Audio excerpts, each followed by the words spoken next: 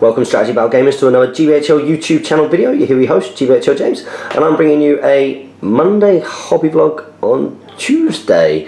This is because, unfortunately, due to an amazing Great British Hobbit League tournament up in Stirling in Scotland, I'd recommend everybody go and try and get to that one next year.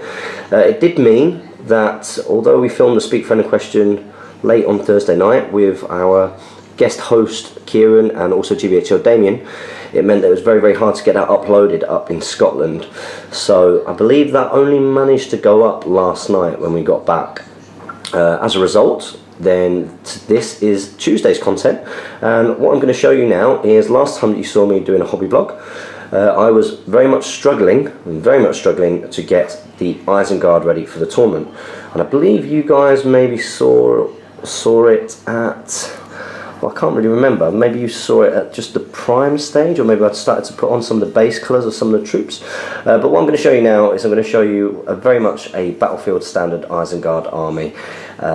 This army, the bases aren't completely finished, the base coats are all on and it has been inked, but what's left to do is maybe a couple of layers of highlights. There are a couple of block colours that are missing, but we'll show you what standard that we got up to now.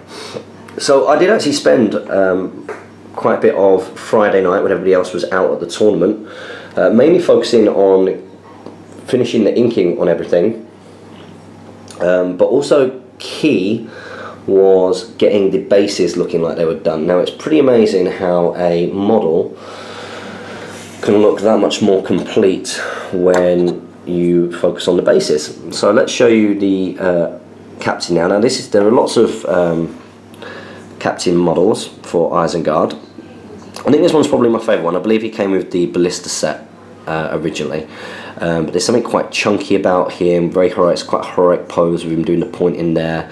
He looks just like a bit of a beast, really. Like I say, this guy, he hasn't had any highlights at all, just the base colours were put on. Pretty simple to do Isengard. Just used the Doom Ball Brown for the skin, and then also Leadbelcher for the silvers. Used a little bit of I can't remember what it's called. I don't think it's Steel Legion Drab for some of the other bits of brown as well. But as you can see, pretty basic standard. But the key thing is how to make the base pop. So I use just sort of like a builder sand, like a gravelly sand. And what that does, it means that you do get these little bigger bits of sand, which what I like to do is I'll paint the whole base with Rhinox hide, which is like a dark brown. I'll then dry brush it with Mournfang brown, and I'll also put a bit of paint around the rims of Mournfang brown. I do like a brown base on a miniature. And then what I will do after that, so let's show you on the crossbowman, is I'll then pick out those bigger pieces of sand, and I'll just put some little grey spots on them so they stand out like rocks. Now what I normally do is also then dry brush the whole thing with the Sharptie Bone. I didn't quite get to that stage, but as you can see here, these are the warriors of Isengard. These guys were really easy to paint, lots and lots of silver, lots of armour. Like I say, not finished. I'm looking forward to trying to get some time maybe over Christmas where I can get this army finished off, because I would like to use it again, I have to say, and you'll hear more about how I got on with this and my 15 Sons of Ale army in the Stirling review, which I'll be doing today as well to get up. These were the crossbowmen, so I had Rascal and crossbowmen, and one thing that I wasn't sure about, I don't know if you can tell, but on the actual crossbow itself, and maybe you guys can help me here, I'm not sure, is that end part supposed to be painted silver? I wasn't sure, so I left it for now, because it's better to sort of leave it and then paint silver over it rather than paint it with silver and then not.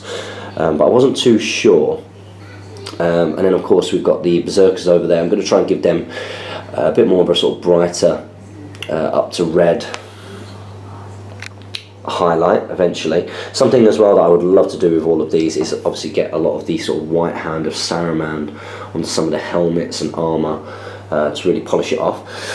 Same here with the Shaman. Now the Shaman, I would say that he was sort of the least from finish, because he's got a few bits which like some skulls and some bone, and which needs going over and inking. I just really didn't get a chance to get round to finishing that. And then of course we've got the ferrules there. Some of those ferrules, of course, the ones with the green patches on them at the moment, they were painted by James Squires from Texas, who sent those over to us, so thank you very much to him. Now I can really show you here now what the difference between sort of at least starting a base and finishing one looks, or getting close to finishing one looks like. So you can see there's a massive difference between what looks more complete. Even though that one's there is in a little bit more light, I don't believe this one's been inked either. So this is one that I obviously missed somehow. It doesn't look like it's been inked. It looks like it's just got the base colours on. And this one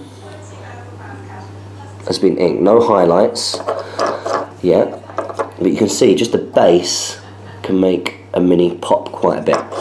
So nothing to write home about in terms of the standard of painting yet. It was very much a kind of rush job just to get it ready for Sterling, although I'm very embarrassed after spending so much time and sleep hours really getting this all finished, or at least the Battlefield standard, that when I got to Sterling, I opened up I was in the car getting my list just finalised and written up, and I realised that I'd left Eowyn up on my hobby shelf, which I was absolutely mortified with. So an army that I have, there she is, absolutely devastated, put it on the Shadow and Flame shelf.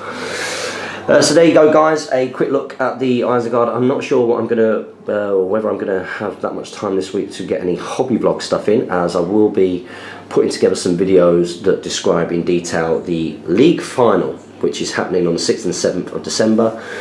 Do not worry if you think, well, you know, I can't go to a league final. You know, I've not been to any of the events before. That doesn't matter. This is a tournament. There's going to be lots of friendly games there, trust me.